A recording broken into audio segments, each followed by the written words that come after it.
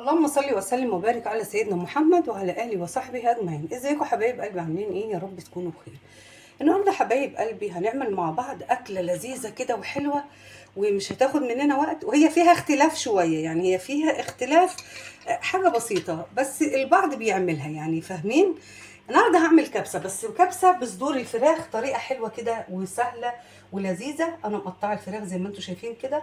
هو كان عندي فراخ بانيه بصراحه، فهعمل ايه هعمل ايه ولازم اعمل وانجز واعمل اكله، فعملتها. هنا الرز البسمتي اهو انا غسلاه تمام، وكنت نقعاه شويه. وعندي هنا حبايتين بطاطس انا عندي هنا حبايتين بطاطس هستخدمهم في الوصفه بتاعتي. وعندي الفراخ هنا مقطعاها وغسلاها ومظبطاها. وعندي هنا معلقه توم مفروم، وعندي معلقه صلصه، وعندي بصل مقطعه جوانح او طرنشات او مكعبات او اي حاجه. وعندي هنا التوابل بتاعتي زي ما انتم شايفين اهو. عندي هنا البهارات بتاعه الرز البسمتي، وعندي الليمون المجفف، وعندي قرفه عيدان، ورقه لورا، وعندي هنا وحدتين زعفران، شويه زعفران يعني، ومرقه دجاج، وهنا قرنفل، وحدتين قرنفل، وملح، وبهارات فراخ، وبابريكا، وكمون، وفلفل. كل دي بهارات، ايوه هي دي كل البهارات اللي احنا هنستخدمها. دي كل المكونات بتاعتنا حبايبي. وتعالوا بقى نروح على البوتاجاز ونشوف هنعمل ايه. حبايبي انا حطيت هنا معلقه سمنه بلدي تمام. حطيت معلقه سمنه بلدي مع شويه زيت، دول اللي انا هستخدمهم في الطبخه بتاعتي النهارده. تمام حبايبي، خليكم معايا. بص حبايبي انا حطيت البصل وحطيت التوابل.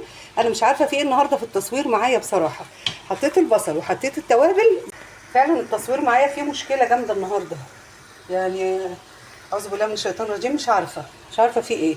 انا حطيت حبايبي هنا اهو، بصوا. نقطع الحته دي عادي. بصوا حبايبي انا اهو رجعت لكم تاني، معلش بعتذر على التصوير، معلش التليفون وقع مني، الحمد لله ان هو ما حصلوش حاجه. حطيت البصل وحطيت التوابل على الفراخ، وهسيب البصل والتوابل مع الفراخ يتشوحوا كويس قوي قوي، ومش هاجي ناحيتهم خالص غير لما احس ان الميه اللي فيها دي كلها نشفت وما بقاش عندي غير الزيت. كده حبايبي خلاص اهو زي ما انتم شايفين نشفت الفراخ بتاعتي تمام. هنزل بقى على الفراخ بمعلقه صلصه اهو، التوم بتاعي، معلقه التوم المفروم، وهاخدهم تقلبتين مع بعض كده اهو لحد ما يتجانسوا. الريحه ما شاء الله ما شاء الله ما شاء الله، ريحه مش قادره اقول لكم. تمام. التركايه بقى اللي انا هعملها معاكم اللي هي ايه يا حبايبي؟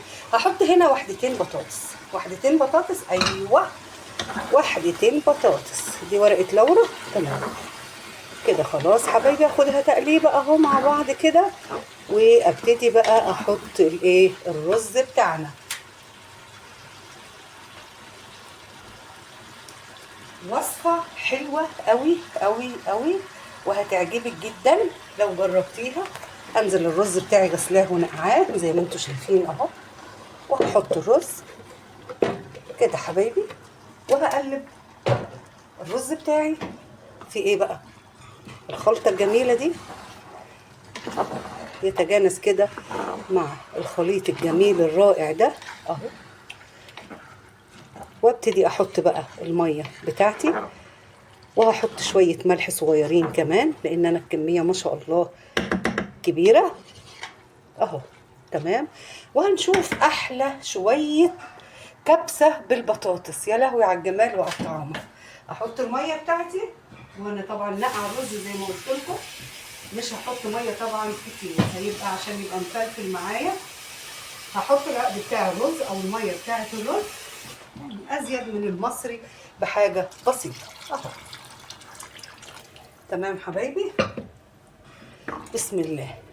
وهغطي على الحله بتاعتي وتستوي، وهنعمل شويه دقوس كده. عملنا الدقوس مع بعض كتير قوي.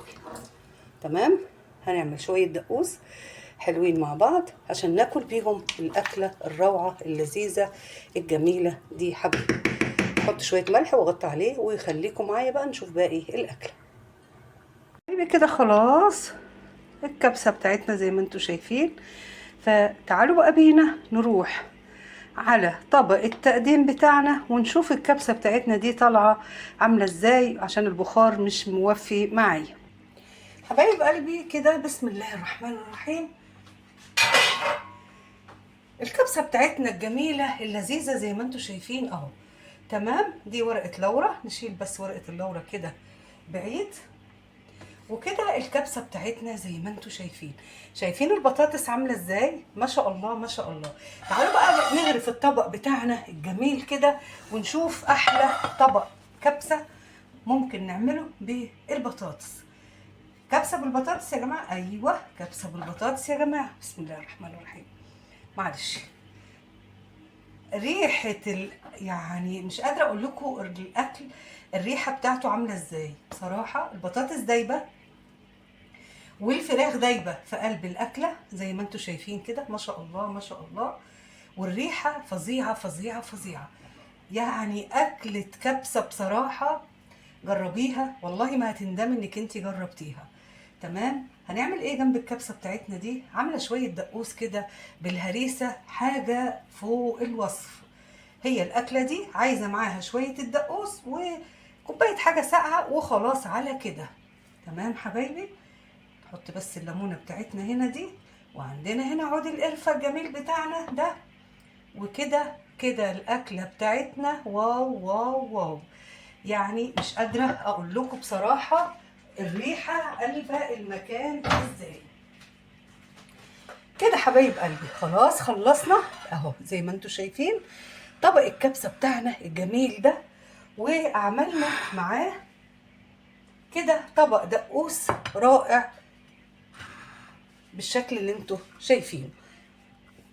احلى اكله ممكن تعمليها واسرع اكله ممكن تعمليها. عملت الدقوس ده بالهريسه عشان يبقى حار قوي ما شاء الله، وزي ما انتوا شايفين كده. وهنا كده الايه الكبسه بتاعتنا بالطريقه السهله البسيطه اللي احنا عملناها مع بعض بالبطاطس.